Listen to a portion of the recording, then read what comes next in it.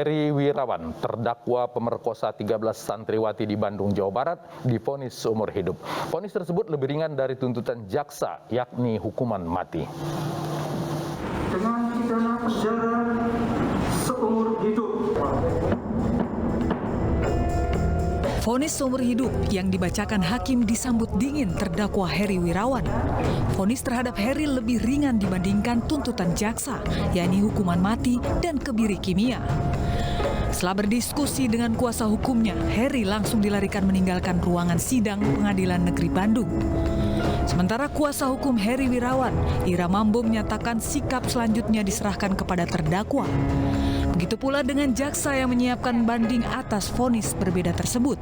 Kita akan tahu jawabannya dari keinginan terdakwa. Walaupun demikian, kami tetap memberikan pengarahan atau pengertian secara standar ya hukum.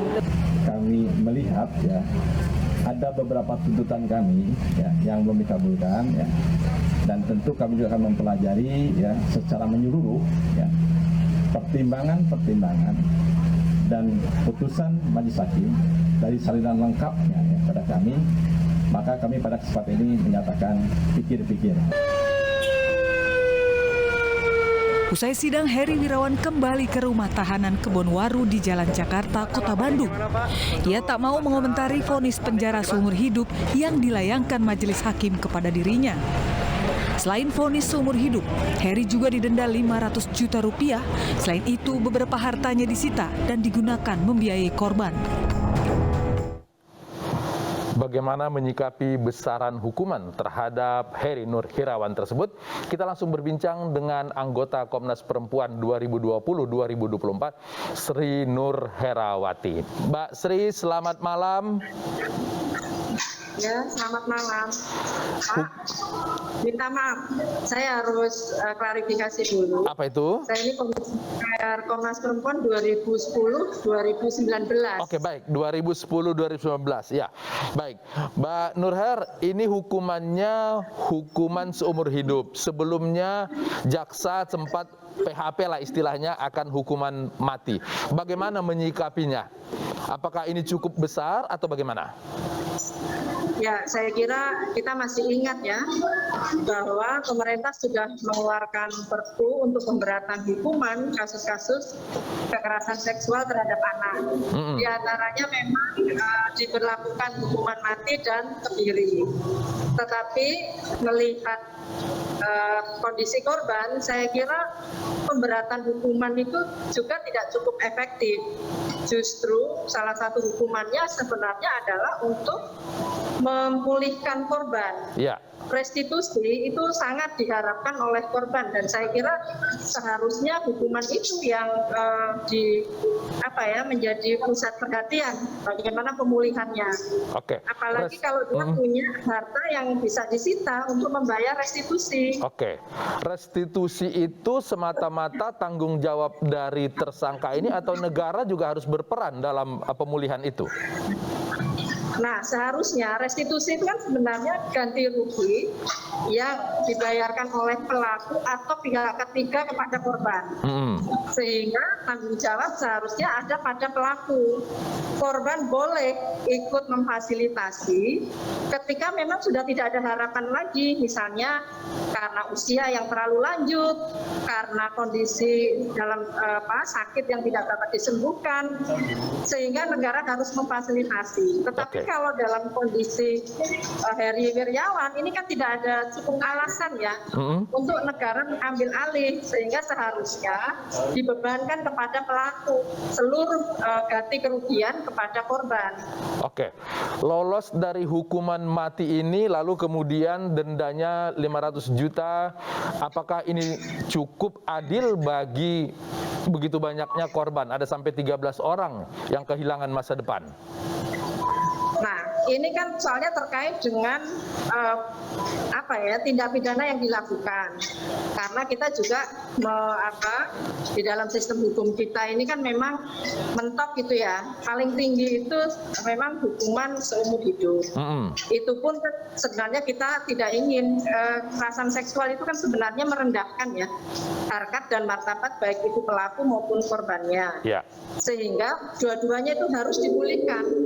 Nah, dua-duanya harus dipulihkan itulah maka seharusnya di dalam menjatuhkan hukuman itu memang itu tadi setidaknya ada pemulihan gitu ya, pemulihan bagi korbannya dan juga pemulihan terhadap pelakunya untuk dia tidak mengulangi dan mencegah.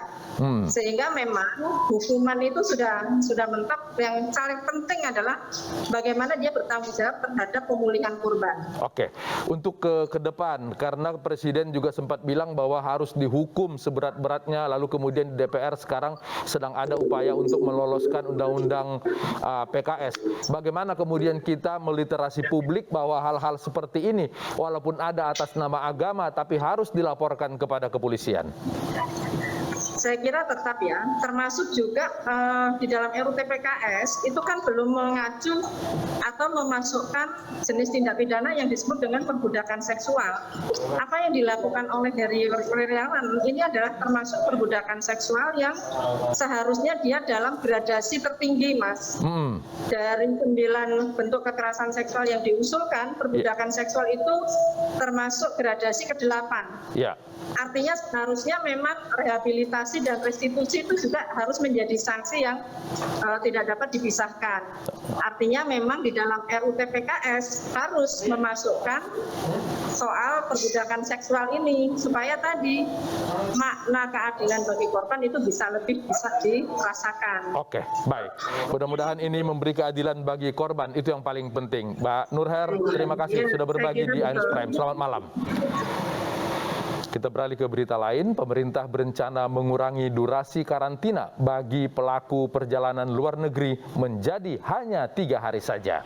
Wacana tersebut dilontarkan Menteri Pariwisata dan Ekonomi Kreatif Sandiaga Uno dalam rapat terbatas pembahasan penerapan PPKM. Meski berencana mengurangi durasi karantina, pemerintah menegaskan bahwa setiap pelaku perjalanan luar negeri harus tetap melaksanakan tes PCR.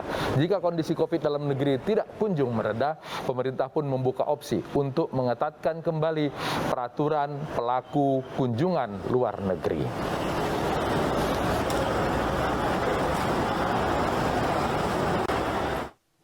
Kita langsung sapa Menteri Pariwisata, Ekonomi dan Kreatif Sandiaga Salahuddin Uno. Selamat malam, Bro Menteri. Selamat malam dari Bitung. Dari Bitung.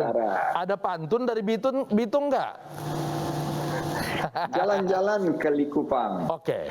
Destinasi indah di Provinsi Sulut. Cakep. Ayo pariwisata kita semua jadi pemenang. Karena destinasi kita semua maut. Cakep. Baik. Mas Menteri, ini akan mengurangi durasi karantina. Kita pernah 14 hari, lalu kemudian 10 hari, 7 hari, dan sekarang 3 hari. Kenapa diskon terus ini?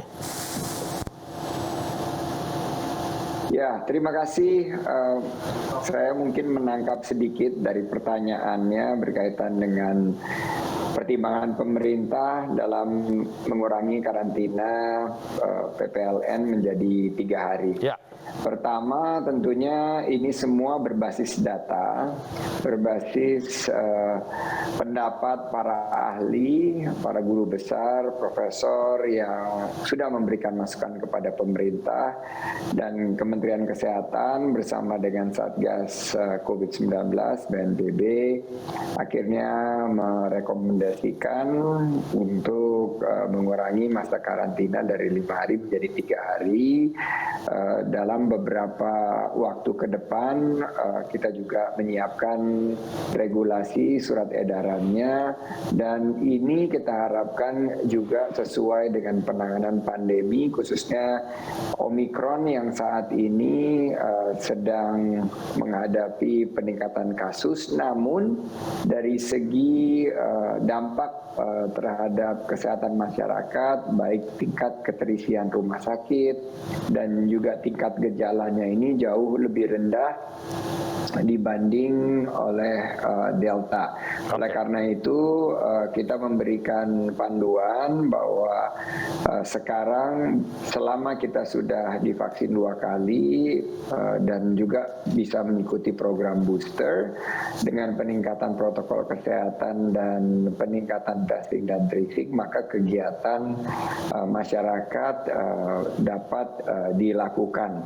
Nah, untuk karantina ini sendiri juga akan terus dievaluasi, dan kalau kondisi ini terus membaik maka 1 April pemerintah akan mempertimbangkan untuk menerapkan bebas karantina. Tentunya ini juga sejalan dengan penanganan pandemi kita yang sekarang oleh dunia dianggap sebagai best practice, dan sejalan juga dengan upaya kita untuk tahun 2022 ini menjadi kebangkitan ekonomi di mana akan terbuka peluang usaha dan lapangan kerja yang luas, serta program-program pemerintah yang tepat sasaran, tepat manfaat, dan tepat waktu sesuai dengan kebutuhan masyarakat. Demikian. Salah satu syaratnya tadi adalah sudah lengkap vaksin, bahkan juga sudah booster.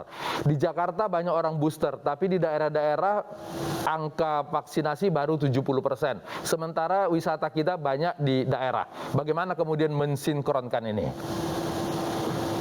Ya, tentunya destinasi unggulan seperti Bali, Kepri, 5 destinasi super prioritas yang ada di belakang saya ini yang terus kita genjot angka vaksinasi dan booster. Jangan lupa ada ketersediaan vaksin yang sangat mencukupi. Oleh karena itu, kami dalam 2-3 minggu ke depan akan mendorong setiap destinasi wisata dan sentra ekonomi kreatif untuk melengkapi vaksin dosis 2 dan juga booster, sehingga kesiapan kita dalam menghadapi varian Omikron dan pandemi ini serta transisi menuju endemi ini akan semakin optimal. Yang kedua adalah integrasi terhadap aplikasi Peduli Lindungi. Ini adalah salah satu aplikasi yang sangat mendapat perhatian dari dunia luar karena ini membantu kita untuk memetakan destinasi-destinasi wisata, status vaksinasi, maupun juga kepadatan dari destinasi wisata tersebut, serta penerapan protokol kesehatan yang ketat dan disiplin. Kuncinya, Indonesia sekarang menjadi pusat perhatian dunia, apalagi dengan adanya MotoGP kemarin, dan alhamdulillah berlangsung dengan aman dan lancar. Kita harapkan ini membangun satu momentum optimisme, dan kita akan semakin dekat dengan kepulihan dan kebangkitan ekonomi kita. Oke, tadi Mas Menteri menyebutkan bahwa kebijakan ini didasarkan pada data. Selama 2 tahun ini, data menyebutkan setiap dibuka perjalanan, apakah itu tahun baru, apakah itu mudik lebaran, selalu ada peningkatan. Bagaimana nanti menjaga ini, bahwa kemudian ketika kita longgar, tidak ada kenaikan lagi? Untuk menjaganya perlu kebersamaan kita semua. Kita semua harus kompak agar protokol kesehatan diterapkan secara ketat dan disiplin. Kami memiliki data bahwa setiap peningkatan kasus diakibatkan oleh lemahnya penanganan dan pengawasan protokol kesehatan. Sekarang penggunaan masker, mencuci tangan, menjaga jarak, kepatuhannya ada di tingkat 50%. Ini sudah jauh lebih rendah dibanding pada saat sehabis Delta yang angkanya mencapai 80%. Saya ingin memberikan satu pesan yang jelas dan tegas kepada masyarakat. Jika ingin berkegiatan, gunakanlah satu kedisiplinan untuk mematuhi protokol kesehatan.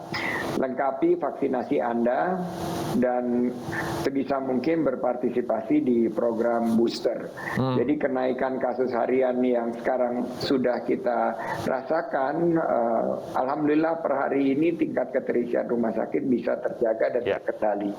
Oleh karena itu beberapa daerah sudah mencapai puncaknya seperti Jakarta, diberitahu oleh Menteri Kesehatan sekarang sudah melewati puncaknya, tapi daerah lain untuk berhati-hati dan tetap waspada. Karena kita ingin semua saling menjaga, memastikan bahwa penanganan pandemi kita prioritaskan dan kebangkitan ekonomi kita wujudkan. Oke, 1 Maret dikurangi menjadi 3 hari dan sudah direncanakan bahwa 1 April tidak akan ada lagi karantina. Artinya optimis bahwa kemudian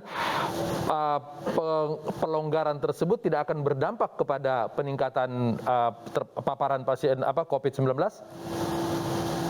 Tentunya ini nanti akan disesuaikan dengan data-data yang kita kumpulkan dan kita juga menyesuaikan dengan pendapat para ahli, guru-guru besar serta penanganan pandemi baik dalam negeri maupun secara global. Kami optimis, kami terus berupaya berikhtiar, namun nanti hasil daripada akhirnya disesuaikan dengan keadaan kondisi pandemi saat itu. Jadi seandainya memang misalnya keadaannya terus terkendali, tingkat keterisian rumah sakit juga terus membaik.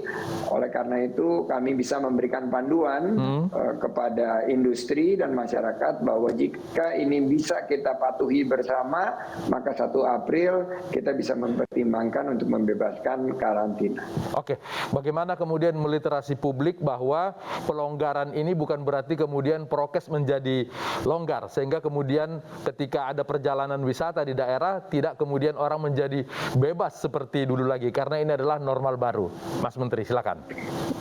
Saat ratas kemarin, Bapak Presiden dan kita semua di Kabinet, Kementerian Lembaga, Pemerintah Daerah dan Pemerintah Pusat, termasuk media dan seluruh pentahelix diminta untuk menggaungkan kembali kepatuhan terhadap protokol kesehatan. Mungkin karantina bisa kita bebaskan, tapi untuk memakai masker, menjaga jarak dan mencuci tangan itu pasti akan terus bersama-sama kita sampai betul-betul pandemi ini berlalu. Tapi dapat kita pastikan bahwa kita akan all out, kita akan berikhtiar secara maksimal dan kita akan pastikan peningkatan dari kepatuhan protokol kesehatan mudah-mudahan akan ada di level 80% lagi. Aplikasi Peduli Lindungi ini sekali lagi saya ingin mengingatkan semua pihak bahwa ini adalah standar baru kita berkegiatan. Marilah kita patuhi dengan mengunduh aplikasi Peduli Lindungi dan selalu check-in di tempat-tempat yang kita kunjungi dalam kita berkegiatan. Saya yakin lapangan kerja yang sudah tercipta tahun 2021 sekitar 700.000 lapangan kerja baru akan terus kita bangun momentumnya sehingga kepulihan ekonomi dan terbukanya peluang usaha dan lapangan kerja ini bisa kita rasakan juga di 2022. Oke, karena ini janjinya nanti berarti Lebaran kita bisa mudik, maka ini akan didoakan oleh umat Islam seluruh Indonesia. Terima kasih Mas Menteri. Terima kasih iNews sudah mengundang saya malam ini. Oke, baik. Menjalani Valentine di ruang sidang, terdakwa kasus pengancaman jering meminta maaf kepada istri. iNews Prime segera kembali.